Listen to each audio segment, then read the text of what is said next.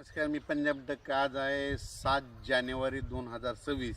मी माझ्या गावाच्या प्लॉटमध्ये आणि या ठिकाणून महाराष्ट्रातल्या शेतकऱ्याला अंदाज देणार आहे. कारण की काल काय झालं, नाशिकमध्ये बागवान तालुक्यामध्ये खूप ठिकाणी पाऊस झाला आणि शेतकऱ्याचं कांद्याचं नुकसान झालं. तर आता 7 जानेवारी म्हणजे उद्या 8, 9, 10 जानेवारी दरम्यान राज्यात उत्तरेकडून वारं सुटल्याच्या नंतर थोडी थंडी जाणवणार आहे. म्हणजे 3 दिवस थंडी आहे.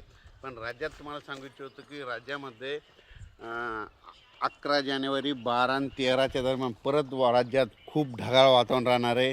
तुरळक ठिकाणी थेंब देखील पडते आणि उत्तर महाराष्ट्राकडे थेंब देखील राहणार आहे. म्हणून हा अंदाज लक्षात.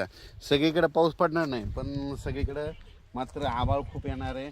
11 तारखेला तुम्हाला सांगू इच्छितो, इकडं सोलापूर जिल्हा, लातूर जिल्हा, नांदेड जिल्हा, इकडं चंद्रपूर, इकडं सांगली, सातारा, जत ह्या पट्ट्यामध्ये काय होणार आहे, तिकडं खूप आभाळ येणार आहे. म्हणजे 11 तारखेलाच खूप आभाळ येणार आहे. म्हणून हा अंदाज सर्व शेतकऱ्यांनी लक्षात येतं.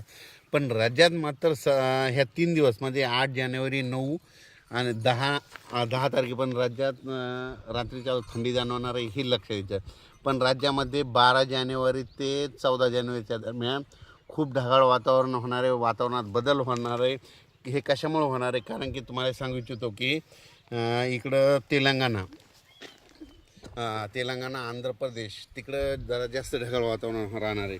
पण काय होणार आहे, तामिळनाडू राज्य आणि केरळ राज्यामध्ये एक कमी दाबाचा पट्टा तिथून जात असल्यामुळे काय होणार आहे, तिरुपती बालाजीकडे देखील 12, 13, 14च्या दरम्यान खूप असा पावसाळ्यासारखा पाऊसमध्ये तामिळनाडू राज्यामध्ये पडणार आहे. केरळ राज्यात देखील पडणार आहे. म्हणून हा अंदाज सर्व शेतकऱ्यांनी, त्या जिल्ह्यातल्या शेतकऱ्यांनी लक्षात घ्यायचा. आणि तिकडं पाऊस त्या राज्यात पडत असल्यामुळं काय होणार आहे, आपल्या महाराष्ट्रात त्याचा असर फक्त ढगाळ वातावरण राहणे. तुरळक ठिकाणी आता जसे थेंब आले ते तसे थेंब देखील येणार आहेत. म्हणून हा अंदाज सर्व शेतकऱ्यांनी लक्षात घ्यायचा. तामिळनाडूमध्ये चेन्नईकडं आणि तिरुपती बालाजी त्यात तिकडं काय होणार आहे की 11 आणि 12च्या दरम्यान तिकडून म्हणजे 12 ते 14च्या दरम्यान पावसाळ्यासारखा पाऊस पडणार आहे तामिळनाडू, केरळ राज्यामध्ये. त्याचा असर आंध्र प्रदेशला होणार आहे, त्याचा आदर्श तेलंगणाला होणार आहे. पण तेलंगणाला थोडा पाऊस राहील, पण महाराष्ट्रात मात्र ढगाळ परिस्थिती राहील आणि तुरळक ठिकाणी थेंब पडतील. म्हणून हा अंदाज लक्षात घ्यायचा. आणि हे पाहू शकता, आपल्या शेतातलं गव्हाचं पीक आहे. याला 3 पाणी दिलेत आणि याला पेरताना लिवोसिन लावलं होतं. आणि ही पाहू शकता कशी फुटे झालेली आहेत, म्हणजे पेरताना त्याला लिवोसिन लावलेलं आहे.